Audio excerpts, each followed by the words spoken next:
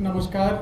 आज हमारे बीच में आए सभी प्रेस के साथी और मंच पर मेरे साथ उपस्थित दिल्ली यूनिवर्सिटी के पूर्व जॉइंट सेक्रेटरी एवं हमारी पार्टी के मेन विंग के जॉइंट सेक्रेटरी श्री दीपक बंसल जी, हमारे पार्टी के स्टूडेंट विंग से काफ़ी लंबे समय से जुड़े हुए और दयाल सिंह कॉलेज के पूर्व अध्यक्ष श्री यश फोगाट जी, और मैं युवराज तंवर जो अभी वर्तमान में आम आदमी पार्टी यूथ विंग का जॉइंट सेक्रेटरी हूँ। जैसा कि आप सभी को मालूम है कि कल हमारे आदरणीय राष्ट्रीय संयोजक श्री अरविंद केजरीवाल जी ने सभी स्टूडेंट्स के लिए ASAP का लॉन्च कॉन्स्टिट्यूशन क्लब में किया, जिसके लिए हमें बहुत गर्व है कि जिस तरीके से उन्होंने दिल्ली की राजनीति में जो करके दिखाया वो पूरे देश में बल्कि विश्व में उसका डंका बजा। कैसे एक ऑल्टरनेटिव प्लेटफॉर्म वो राजनीति में ला पाए।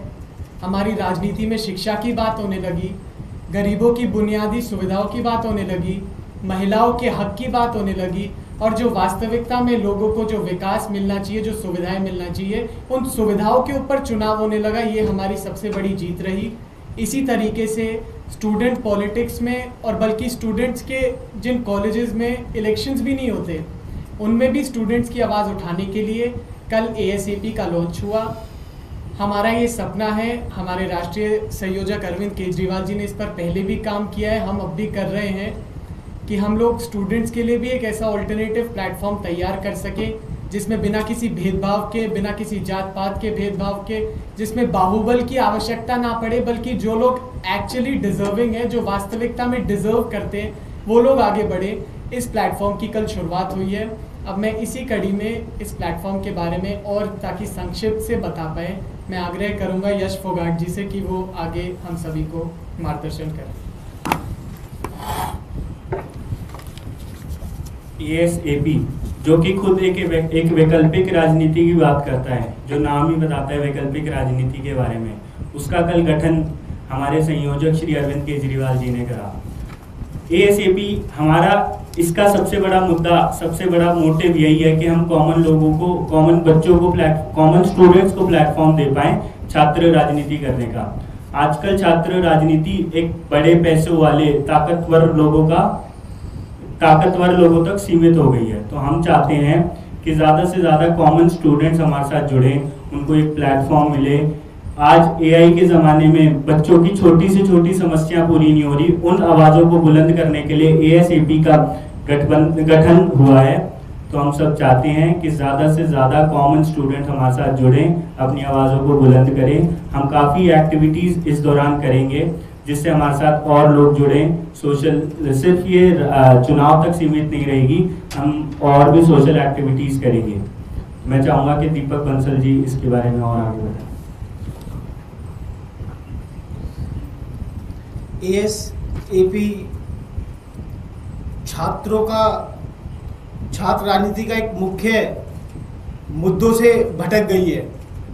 मतलब ASAP जो है, हमने जब गठन किया ASAP का, तो यह सोच के किया कि जो छात्र हैं वो किस प्रकार से अलग अलग छात्र संगठन में रहकर वो भटक गए हैं, और एक अल्टरनेटिव मंच हम लोगों ने तैयार किया। अब आने वाले समय में दिल्ली विश्वविद्यालय छात्र संघ का चुनाव ASAP, जिसे हम association of student for alternative politics के नाम से जानते हैं, वो आने वाले दिल्ली विश्वविद्यालय छात्र संघ का चुनाव लड़ने जा रही है और पूरी मजबूती के साथ ASAP दिल्ली विश्वविद्यालय छात्र संघ का चुनाव लड़ेगी। जैसा कि आप सभी लोगों को पता होगा कि 52 कॉलेजेस में डूसू एफिलिएशन है, जहां 4 डिपार्टमेंट और 48 कॉलेजेस वोटिंग करता है। तो 52 जो कॉलेजेस हैं वो वोट डालने का काम करेगा, और ASAP ने सभी कॉलेजों में अपनी इकाई बना चुकी है, उसकी भी जल्दी एएसईपी घोषणा करेगा। और एएसईपी आने वाले समय में, आने वाले महीनों में क्या क्या करेगा वो मैं आपसे साझा कर रहा हूं। एएसईपी हेल्पलाइन नंबर अपना जल्द ही जारी करने वाला है, जिससे एएसईपी जो छात्र संगठन है उससे ज़्यादा से ज़्यादा संख्या में छात्र एएसएपी से जुड़ सके और एएसएपी जहां पर, जैसा कि हमारे राष्ट्रीय संयोजक अरविंद केजरीवाल जी की का विजन है, पार्टी का विजन है कि केवल देश के अंदर छात्र राजनीति तक सीमित ना रह जाए। एएसएपी जो और छात्र संगठन है वो जिस तरीके से केवल बस स्टूडेंट पॉलिटिक्स तक ही सीमित है, एएसईपी का विजन है कि जहां पर इलेक्शन नहीं होते, जहां पर छात्रों के चुनाव नहीं होते, वहां पर एएसएपी सोशल एक्टिविटी के माध्यम से, कल्चरल एक्टिविटी के माध्यम से स्टूडेंट को जोड़ने का काम करेगी और एएसएपी के मंच पर सभी लोग आकर एएसएपी से जुड़ सकेंगे। और आने वाले समय में एएसईपी अभी नेक्स्ट मंथ से ही सभी दिल्ली के सभी जिलों में जो हमारे 12th के विद्यार्थी हैं, जो जिन्होंने टॉप किया है, उनको सम्मानित करने का भी काम एएसईपी करने जा रही है।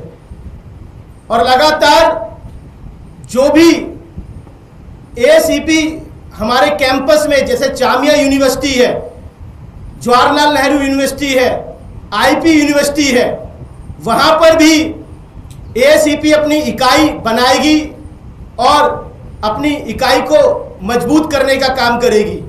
और मैं सभी छात्र संगठनों के स्टूडेंट लीडर्स, स्टूडेंट्स से आह्वान करता हूं कि आओ और एएसएपी के साथ जुड़कर, एक अल्टरनेटिव पॉलिटिक्स से जुड़कर आप देश में बदलाव करने का काम करें।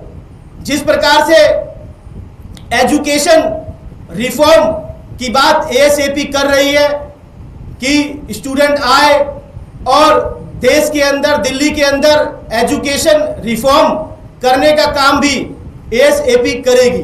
धन्यवाद।